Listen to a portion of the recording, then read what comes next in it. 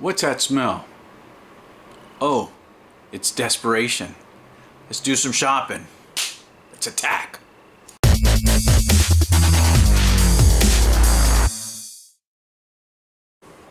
Alright, humans, and welcome to another episode of Gen X Gamer, the show that is not hosted by a YouTube e-beggar that's trying to take your money.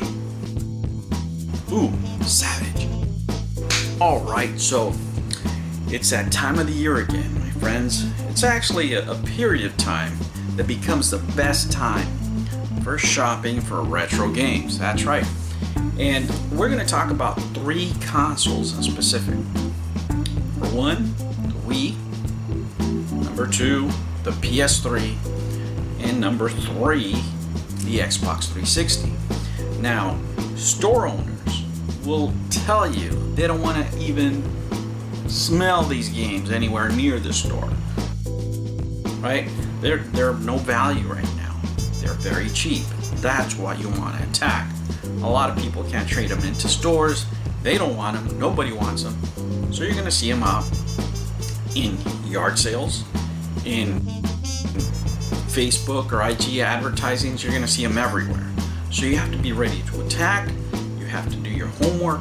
And you have to be ready to be a warrior when it comes to negotiating. Now, does that mean you're going to get a great deal at a time? No.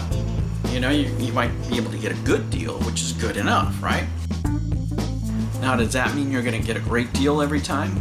No, but you might be able to get a good deal, which is good enough to build your collection and sometimes get some value so you can move forward and trade into other things. Now, the first thing you want to do is prepare. What kind of collector are you? Are you the kind of collector that wants to complete everything? Or do you just want games that you like to play? Me, myself, I like to collect games that I want to play. Games I want to pick up, put in a machine, put in a portable, and play them. That's what I want in my collection. I don't want games to sit around or just to say, you know, I have a bunch of games. That's not what I want. But in order to have that kind of collection, you really have to do your homework. And what do I mean by that? Well, you have to prepare. Look at the libraries. What games do you want from those particular libraries, right? If you're going to be very particular, you have to make a list. Xbox 360, PS3, and the Wii.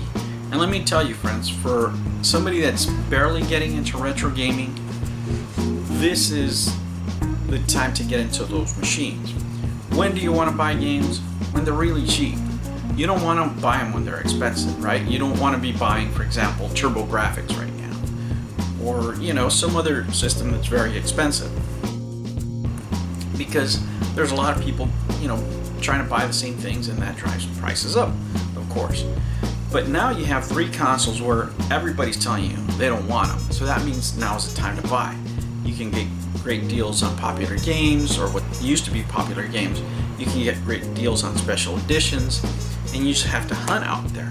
Now, why is it the best time of the year to shop? Starting right now, and then I would say from September to January, maybe a little bit of February are the best times, is because people start getting, 1, desperate for space, or 2, desperate for money.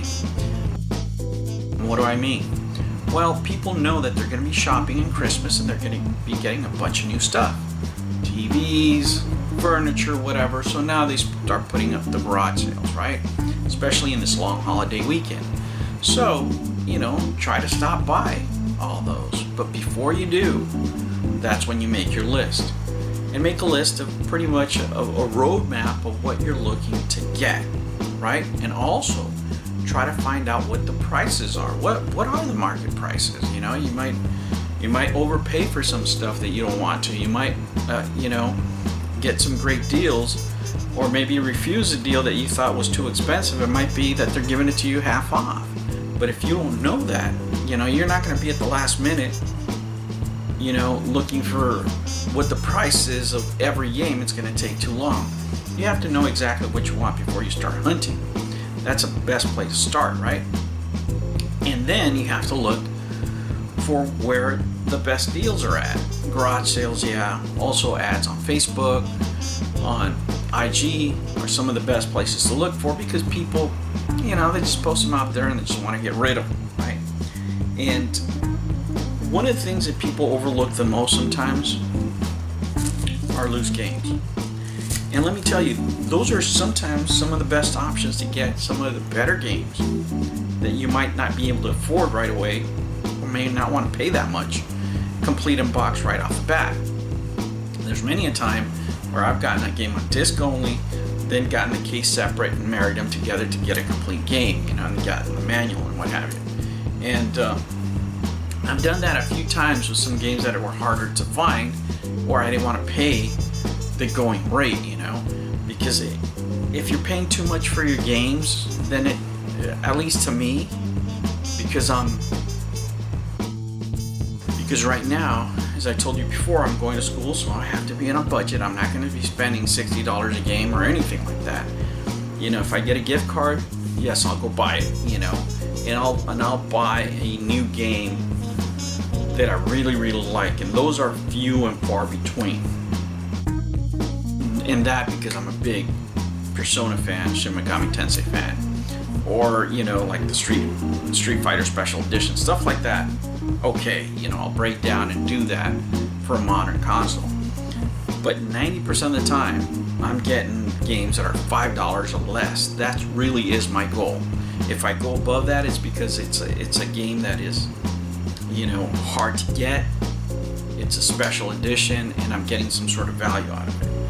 But most of the time, deals go like this. And let me just give you a couple of examples of things that I, in the past bought and the way I bought them in, right? Because typically this is the kind of deals that you'll find out there, right? So I bought these 4 games. And the reason I got them is because when I saw this guy, when I saw the games, I was like, this guy takes care of his game. So I knew that these games are going to be cherry, they're going to be mint, right? And then on top of that, after negotiating a little bit, I got this guy for $20 plus shipping. And the shipping was like $4, I think, so it's 24 bucks. So say this is $6 a game, right? And right off the bat, I can tell you that these 2 games are around $6, right? So, especially in the condition they're in.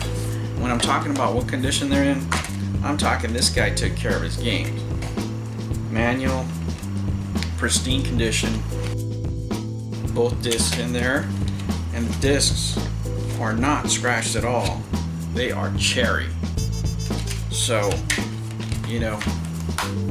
I would say they're worth a little bit more than that, but I'm just doing an average of what I see. There's, say on eBay, some are a little more, some are a little less, right? $5 game, Bulletstorm, I didn't have it, and I just had a hard time finding it in a decent condition with a case and the manual and all the inserts. I was just not able to find it, and I got it here now. Now these 2 games really make up the deal. These 2 games, market value, are like $18, right? In this condition. So what did I get? I got 2 games, say I got like $6 value, right? So divide that's 25%.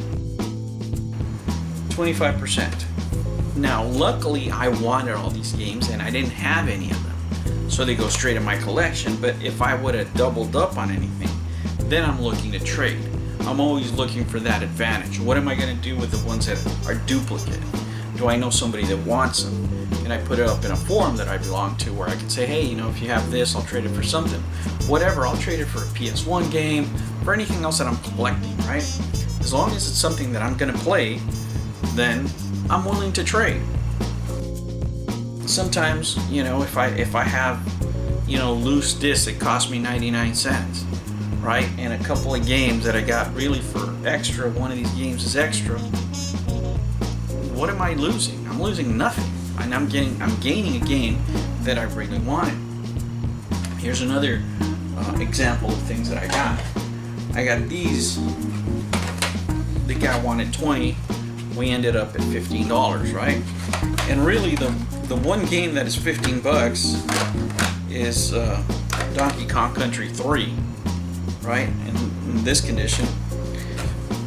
And that means that, let's say I got 2.5 of these for free.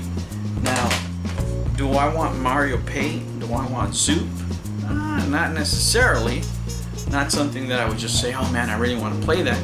But can I trade these and some loose discs that cost me 99 cents for something I really want? You betcha. So that's what I want to do. So be prepared for value. You know, be prepared for value. What I mean by that is know what you're going to buy and know how much it's worth, or else you're not going to recognize a deal. Now, you can set a parameter. For me, it's 25%, right? I got to save at least 25% on the deal or more for me to pull the trigger. If I'm not saving at least that, it's not worth it, because I know that at least one of the games, if I don't have them, you know, and this is a rarity where I got 4 games that I didn't have, but at least I know I'm going to be trading one of those games, right? I'm going to be getting rid of one of them. And that's how you want to proceed. And that's how you get the better games, right, that you want down the line. You have enough of these freebies. If you have 10 freebies that you're able to trade for something you really want, then you're ahead of the game. Little by little, you're going to build your collection and do it in a way where it's not so expensive. You know, when you're spending $5 or less for each game, that's the way to go, man. I mean, you don't want to have a library that you build with $25 games or $30 games. I mean, if you can afford it, man, hey, more power to you.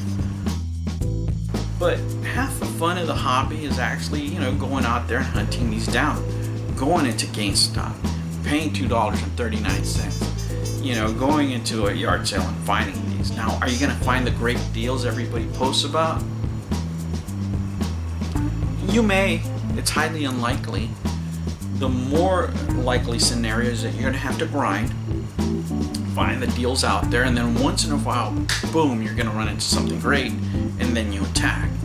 But you have to be prepared. So guys, that was my 5 cents on the subject. I hope that helps you. And once again, man, right now is the time to collect for the PS3, the Xbox 360, and the Wii. Those are the ones where you're going to find value. And if you're a retro gamer and you enjoyed those consoles at the time, hey, you know, you're really going to have fun. I didn't get to enjoy them, you know, because I was doing other stuff, working and stuff like that. So I'm really having a ball with this. And if you're in the same situation, I hope you're able to enjoy them too. All right, friends, that's the video. Take care. Bye.